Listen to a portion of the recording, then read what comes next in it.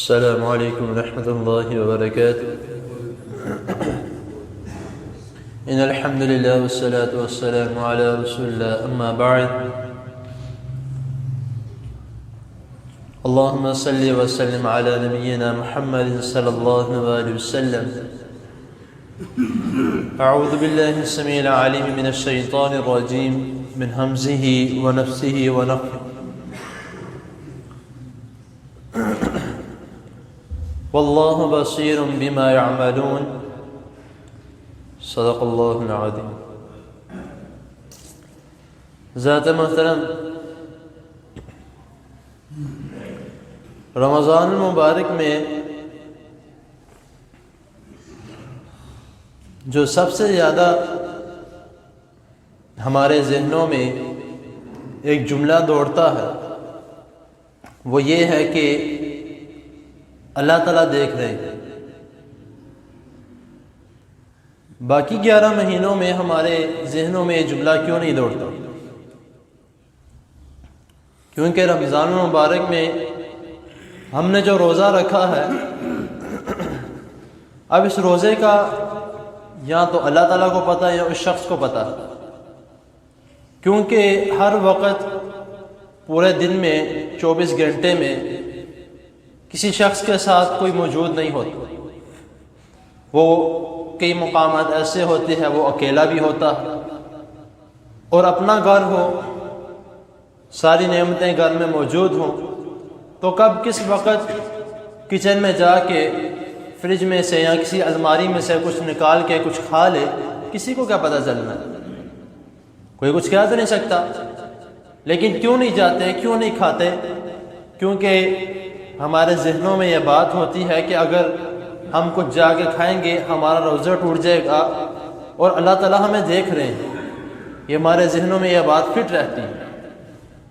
لیکن باقی جو 11 مہینے ہیں، کیا نعوذ باللہ اللہ تعالیٰ ہمیں ان دنوں میں نہیں دیکھتے؟ ان دنوں میں جو ہم 2 نمبری کرتے ہیں، دھوکے بازی کرتے ہیں، جھوٹ بولتے ہیں، کسی کے ساتھ غلط کرتے ہیں، کسی کا حق مارتے ہیں، تو تب بھی ہمارے ذہن میں یہ بات ہونی چاہیے کہ اللہ تعالیٰ دیکھ رہے ہیں. اللہ تعالیٰ صرف رمضان میں نہیں دیکھتے. اللہ تعالیٰ تو جب سے دنیا بنی ہے تب سے لے کر جب تک نہیں، اللہ تعالیٰ نے دیکھتے رہنا. اور ہر ایک چیز، صرف انسان ہی نہیں، سمندر کی تہ میں جو کیڑا چل رہا ہے، جو مچھلی چل رہی ہے، جو کچھ بھی چل رہا ہے، اللہ تعالیٰ اس کو بھی دیکھتے ہیں. کسی دکان پہ، بینک میں یا کسی مال میں ہم جاتے ہیں، کوئی چیز اٹھانے لگتے ہیں تو ہم اپنے بچے کو کہتے ہیں کہ ادھر سے کوئی چیز اٹھا کے نہ جانا، کیمرہ لگا ہوا ہے، کیمرہ دیکھ رہا ہے. کیمرے کا ہمیں ڈر ہے. وہ 5 انچ کا کیمرہ اور 5 میگا پکسل، اس کا کوئی پتہ نہیں ہے. لیکن وہ جو اللہ تعالیٰ ہمیں دیکھ رہے ہیں اس کا ہمیں کسی قسم کا کوئی ڈر نہیں. اس کیمرے کا ہمیں ڈر ہے جس کا باہر لکھ کے لگایا ہوا ہے، بلکہ اس کے لیے وارننگ دی جا رہی کہ کیمرے کی آنکھ آپ کو دیکھ رہی. بندے کو نہیں پتا، وہ تب پتہ لگتا ہے جب وہ لکھا ہوا پڑھتا ہے کہ کیمرے کی آنکھ آپ کو دیکھ رہی ہے. ہوشیار رہیں، خبردار رہیں. لیکن وہ جو ذات جو کل کائنات کو دیکھ رہی ہے اس کا ہمیں ڈر ہی کوئی نہیں. کیمرے کا ہمیں ڈر ہے، اس کا ہمیں ڈر نہیں. کیوں؟ وجہ کیا ہے؟ کیمرہ ہمیں نظر آ رہا ہے کہ کیمرہ ہمیں دیکھ رہا ہے. وہ ذات ہمیں نظر نہیں آ رہی تو کیا وہ ہمیں دیکھنے؟ اس کا ذرا ہمیں خود سوچنا چاہیے. ہم مسلمان ہیں تو جب یہ صرف اور صرف اتنا ڈر ہمارے ذہنوں میں ہوگا کہ اللہ تعالیٰ ہمیں دیکھ رہے ہیں اور ہم جو اعمال کر رہے ہیں اس کا ہمیں جواب دینا ہے، تو پھر ہمارے تمام معاملات درست ہو جائیں گے. پھر ہم نمازیں بھی پڑھیں گے، پھر ہم روزے بھی رکھیں گے، پھر ہم باقی معاملات بھی کریں گے. ایک چھوٹا سا واقعہ سنا کے میں بات کو مکمل کرتا ہوں. امید ہے کہ انشاءاللہ تعالی باقی بات آپ خود سمجھ جائیں گے. کہ ایک بچے کے متعلق آتا ہے کہ ایک مرتبہ ایک استاد نے اپنے بچوں کو ایک چیلنج دیا کہ ہر ایک بچے کے ہاتھ میں ایک سیب تھما دیا کہ یہ سیب لے جاؤ اور اس جگہ جا کے کھانا ہے جہاں پر آپ کو کوئی نہ دیکھ رہا. تقریباً 15-20 بچے تھے. ایک سیب لے کر سارے چلے گئے. کوئی کہاں چلا گیا، کوئی کہاں چلا گیا. سب اپنا سیب جو تھے کھا کے آ گئے. اور باقی جو بچہ حصہ تھا وہ لے آئے، کیونکہ دکھانا بھی تھا کہ ہم سیب کھا کے آئے ہیں۔ ایک بچہ سیب کھا کے نہیں آیا، وہ اسی طرح ثابت واپس لے آئے۔